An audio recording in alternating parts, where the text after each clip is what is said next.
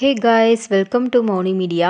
பொதுவாகவே ஒரு படம் வெற்றி படமாக அமையணும் அப்படின்னா கண்டிப்பாக அந்த படத்தோட கதைக்களம் நல்லா இருக்கணும் அப்படிங்கிறது நம்ம எல்லாருக்குமே தெரிஞ்சிருக்கும்.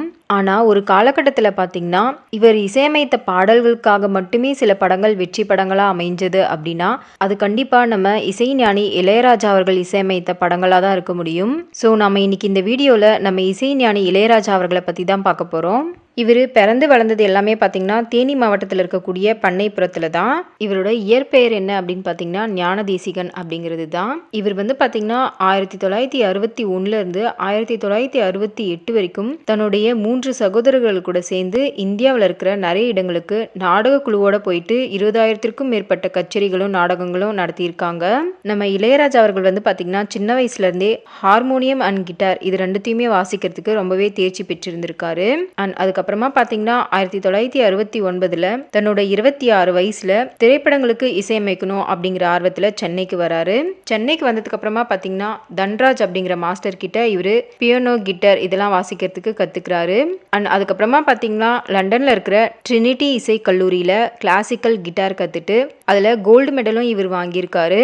அண்ட் அதுக்கப்புறமா 1976 தான் பார்த்தீங்கன்னா அன்னக்கிளி அப்படிங்கிற திரைப்படத்தின் மூலமாக இவர் இசையமைப்பாளராக அறிமுகமாகிறாரு. இந்த படத்தில் பார்த்தீங்கன்னா நம்ம ஜானகி அம்மா அவர்கள் பாடிய மச்சான பார்த்தீங்களா மலவாள தோப்புக்குள்ள அப்படிங்கிற பாடல் ரொம்பவே பிரபலமாச்சு.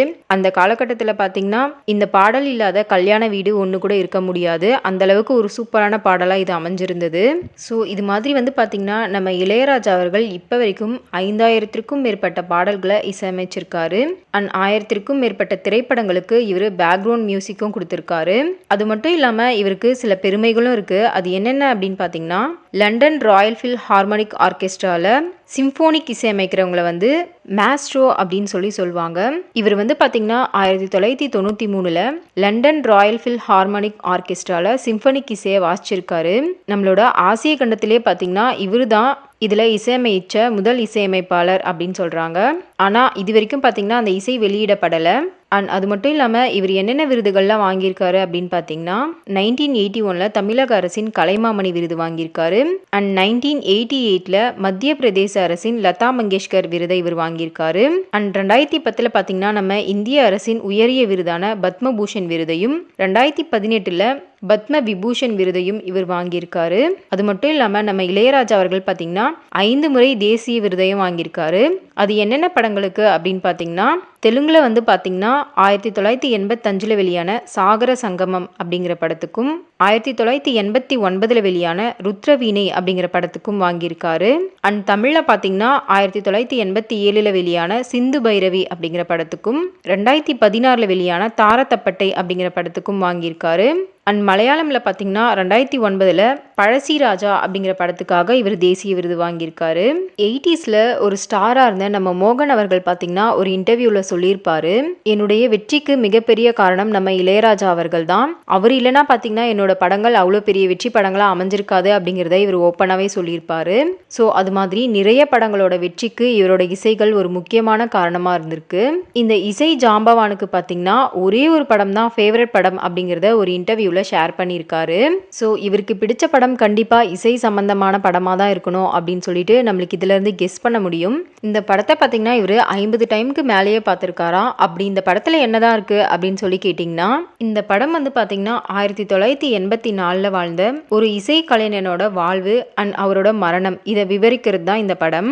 ஸோ இந்த கதையில் பார்த்தீங்கன்னா மொசாட் அண்ட் சாலியர் அப்படின்னு சொல்லிட்டு 2 பேர் இருக்காங்க.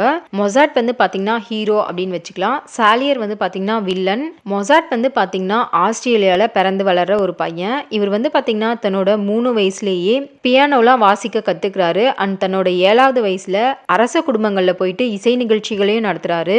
அது மட்டும் இல்லாமல் தன்னோட 17 வயசுலேயே பார்த்தீங்கன்னா அந்த அரசோட இசை கவிஞராகவும் இவர் பொறுப்பேற்றுக்கிறாரு. ஸோ இவரோட புகழ் பார்த்தீங்கன்னா கொஞ்சம் கொஞ்சமாக எல்லா நாட்டுக்கும் பரவிட்டு இருந்த சமயத்தில் சாலியர் பார்த்தீங்கன்னா சர்ச்சில் உட்காந்து ப்ரே பண்ணிட்டு இருக்காரு. கடவுளே, எனக்கு எப்படியாவது இசை ஞானத்தை கொடு, நீ மட்டும் அதை கொடுத்துட்டனா உன்னோட புகழை பரப்புறது தான் என்னோட கடமையாக இருக்கும் அப்படிங்கிற மாதிரி கடவுள்கிட்ட வேண்டிட்டு இருக்காரு. ஆனால் சாலியரோட அப்பாவுக்கு பார்த்தீங்கன்னா இதில் கொஞ்சம் கூட விருப்பமே இல்லை. அவருக்கு பார்த்தீங்கன்னா பெரிய பிஸ்னஸ் பண்ணும், நிறைய பணம் சம்பாதிக்கணும் அப்படிங்கிறது தான் அவரோட எண்ணமாக இருக்குது. அந்த டைமில் தான் பார்த்தீங்கன்னா அவரோட அப்பா இறந்து போயிடுறாரு. ஸோ தன்னோட இசை பயணத்துக்கு தடையாக இருந்த அப்பா இறந்துட்டதுக்கு அப்புறமா பார்த்தீங்கன்னா இவர் தன்னோட கடின உழைப்பால் 27 வயசில் வியன்னா நாட்டின் இசைக்கவிஞராக இவரை அப்பாயின்மெண்ட் பண்ணுறாங்க. இவர் இசையில் எவ்வளோ சாதனைகள் செஞ்சாலும் மொசாட் அப்படிங்கிற நேம் இவருக்கு எப்பொழுதும் கேட்டுகிட்டே இருக்கு. இவன் அப்படி என்ன இசையில் என்னை விட சிறந்தவனாக இருக்கான் அப்படின்னு இவர் யோசிச்சுட்டு ஸோ சாலியர் வந்து பார்த்தீங்கன்னா மொசாட்டை தேடி அவன் இசை நிகழ்ச்சி நடத்துகிற இடத்துக்கே போயிடுறாரு. அவர் அங்கே போன சமயத்தில் பார்த்தீங்கன்னா ஒரு பையன் ஒரு பொண்ணை துரத்திட்டு ஓடி போயிட்டு அவ கூட நின்று கடலை போட்டுட்ருக்கான். அண்ட் பின்னாடி பார்த்தீங்கன்னா அந்த இசை நிகழ்ச்சி ஸ்டார்ட் ஆகுது. ஸ்டார்ட் ஆனதுமே இந்த பையன் வந்து என்ன பண்ணுறான்னா நான் இல்லாமல் எப்படி இந்த இசை நிகழ்ச்சியை தொடங்கினாங்க அப்படின்னு சொல்லிட்டு குடுகுடுன்னு ஓடுறான். அப்போ தான் வந்து பார்த்தீங்கன்னா சாலியருக்கு தெரியுது இந்த பையன் தான் மொசாட்டா அப்படின்னு சொல்லிட்டு. ஸோ இவருக்கு அதை பார்த்த உடனே ரொம்ப ஆச்சரியமாக இருக்குது. இவன் என்ன சின்ன பிள்ளைத்தனமாக இருக்கான், பொண்ணுங்க கூட நின்று இப்படி கடலை போட்டுட்ருக்கான், இவனுக்கு எப்படி இந்த மாதிரி ஒரு இசை ஞானம் இருக்குது அப்படின்னு சொல்லிட்டு இவர் யோசிக்கிறாரு. ஆனால் அவன் மியூசிக் வாசிக்க ஸ்டார்ட் பண்ணதும் இவரையே அறியாமல் பார்த்தீங்கன்னா அந்த மியூசிக்கில் இவருக்கு நிறையவே ஆர்வம் ஏற்படுது. ஸோ இவனோட மியூசிக்கில் ஏதோ ஒரு உன்னதம் இருக்குது அப்படிங்கிறத இவர் புரிஞ்சுட்டு அதை தாங்கிக்க முடியாமல் இவர் நாட்டுக்கு வந்துடுறாரு.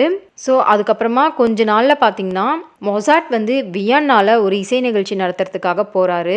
அந்த நாட்டுக்கு போனதுக்கப்புறமா அந்த அரசவையில் இவரோட இசை திறமையை மொத்தமாக காட்டுறாரு. அந்த டைமில் மக்கள் எல்லாரும் பார்த்தீங்கன்னா கை தட்டி பயங்கரமாக ஆரவாரம் பண்ணுறாங்க. அது எல்லாமே பார்த்தீங்கன்னா சாலியருக்கு ரொம்பவுமே அவமானமாக இருக்குது. ஸோ அந்த டைம்ல இருந்து பார்த்தீங்கன்னா மொசாட் மேலே இவனுக்கு ஒரு வெறுப்பு ஏற்படுது. அண்ட் அவனை எப்படியாவது பழி வாங்கணும் அப்படிங்கிற எண்ணமும் அவனுக்கு ஏற்படுது. அண்ட் மொசாட் அவர்கள் பார்த்தீங்கன்னா தன்னோட அப்பாவுக்கு தெரியாமல் வியன்னால ஒரு பொண்ணை கல்யாணம் பண்ணிட்டு செட்டிலும் ஆகிடுறாரு. ஸோ இது மாதிரி இவரோட வாழ்க்கை போயிட்டு இருந்த சமயத்தில் இவருக்கு நிறைய வறுமை ஏற்படுது. அதுக்கு காரணம் என்னன்னா இவர் வந்து பார்த்தீங்கன்னா நிறைய குடிக்கு அடிமையாகியிருக்காரு.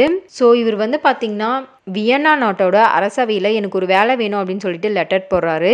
ஆனால் அந்த லெட்டரை வந்து பார்த்தீங்கன்னா ரிஜெக்ட் பண்ணிடுறாங்க. ஸோ இவர் வந்து பார்த்தீங்கன்னா அந்த துயரத்தில் இருக்கும்போது இவரோட அப்பாவும் ஒரு சமயத்தில் இறந்துடுறாரு. ஸோ வறுமை, அப்பா இறப்பு, இது எல்லாமே சேர்ந்து பார்த்தீங்கன்னா இவர் ஒரு பெரிய குடிகாரனாகவே மாறிடுறாரு. ஸோ இந்த மாதிரி குடிக்க அடிமையாக இருந்தவர் ஒரு சமயத்தில் மனக்குழப்பத்தால் நிறையவே பாதிக்கப்படுறாரு. அதுக்கு காரணம் யாருன்னு பார்த்தீங்கன்னா சாலியர் தான். அந்த சமயத்தில் பார்த்தீங்கன்னா ஒரு இசை நிகழ்ச்சி நடத்த இவரை கூப்பிடுறாங்க. அந்த இசை நிகழ்ச்சி நடத்திட்டு இருக்கும் போதே பார்த்தீங்கன்னா இவர் பாதியிலே மயக்கம் போட்டு விழுந்துடுறாரு. அவர் வந்து பார்த்தீங்கன்னா வில்லன் தான் வீட்டுக்கு தூக்கிட்டு வந்து படுக்க வச்சு அவருக்கு தேவையானதெல்லாம் செய்வார். அந்த டைமில் ஹீரோ வந்து பார்த்தீங்கன்னா எனக்காக ஒரு ஹெல்ப் பண்ண முடியுமா அப்படின்னு சொல்லி கேட்டுட்டு நான் சொல்ல இந்த இரங்கற்பாவை எனக்காக எழுதி கொடுங்க, என்னால் எழுத முடியல அப்படின்னு சொல்லிட்டே அவர் வந்து பார்த்தீங்கன்னா இறந்து போயிடுறாரு. ஸோ இந்த படம் பார்த்தீங்கன்னா இது மாதிரி தான் முடியுது. மொசாட் அவர்கள் பார்த்தீங்கன்னா 35 வயசுலேயே இறக்கிறதுக்கு காரணம் சாலியர் தான் அப்படிங்கிறத இந்த படத்து மூலமாக காமிச்சிருப்பாங்க. இந்த படத்தில் பார்த்தீங்கன்னா சாலியர் தான் மொசாட் அவர்களை கொன்னுட்டாரு அப்படிங்கிற மாதிரி சில வதந்திகளையும் பரப்புகிறாங்க. ஆனால் அது உண்மை இல்லை அப்படின்னு ஒரு பக்கம் சொல்கிறாங்க. மொசாட் வந்து பார்த்தீங்கன்னா பெருசாக மியூசிக்காக எதையுமே மெனக்கெட்டு செஞ்சுருக்க மாட்டான். அண்ட் அது மட்டும் இல்லாமல் இவன் எவ்வளோ பெரிய இசை ஜாம்பவானாக இருந்தாலும் இவன் எந்த பந்தாவுமே இல்லாமல் தான் இருப்பான். அதே சமயம் சாலியர் வந்து பார்த்திங்கன்னா எந்த கெட்ட பழக்கமுமே இல்லாமல் மியூசிக்கு லைஃப்பில் நிறையவே இம்பார்ட்டன்ஸ் கொடுத்துருப்பான். ஆனால் மொசாட் அளவுக்கு கடைசி வரைக்குமே அவனால் இசையமைச்சிருக்க முடியாது. ஸோ இயற்கையில் மழை, வெயில் இதெல்லாம் எப்படி பாரபட்சம் இல்லாமல் மக்களுக்கு சமமாக கிடைக்குதோ அதே மாதிரி தான் இசையும் அப்படிங்கிறத இந்த படத்தில் ரொம்பவே அழகாக காட்டியிருப்பாங்க. ஸோ இந்த படத்தோட கதை பார்த்திங்கன்னா மொசாட் அப்படிங்கிற ஒரு இசை கலைஞனையும் சாலியர் அப்படிங்கிறவரோட வாழ்க்கையும் கற்பனை கலந்து 1830 எழுதப்பட்ட ஒரு நாடகம் தான் மொசாட் அண்ட் சாலியர் அப்படிங்கிற கதை. இதை வந்து பார்த்தீங்கன்னா ரஷ்ய கவிஞரான அலெக்சாண்டர் புஷ்கின் தான் எழுதியிருக்காரு. இந்த நாடகத்தை அடிப்படையாக வச்சு தான் இந்த படத்தை எழுதியிருக்காங்க. அதுதான் வந்து பார்த்தீங்கன்னா அமேடியஸ் அப்படிங்கிற படம். இந்த படம் வந்து பார்த்தீங்கன்னா 8 ஆஸ்கர் அவார்ட் வாங்கியிருக்கு. அது மட்டும் இல்லாமல் 40 சர்வதேச விருதுகளையும் வாங்கியிருக்கு. அண்ட் அது மட்டும் இல்லாமல் இப்போ வரைக்கும் பார்த்தீங்கன்னா நம்ம சின்ன பசங்கள்லேருந்து பெரியவங்க வரைக்கும் இங்கிலீஷில் ஒரு ரைம் சொல்ல சொன்னால் ட்விங்கிள் ட்விங்கிள் லிட்டில் ஸ்டாரை தான் ஃபஸ்ட்டு சொல்லுவாங்க. அந்த இசை வடிவம் வந்து யாரோடது அப்படின்னு பார்த்தீங்கன்னா மொசாட் அவர்களோடது தான். ஸோ அது மாதிரி இசையில் சிறந்து விளங்கியவர் தான் நம்ம மொசாட் அப்படிங்கிறவர்.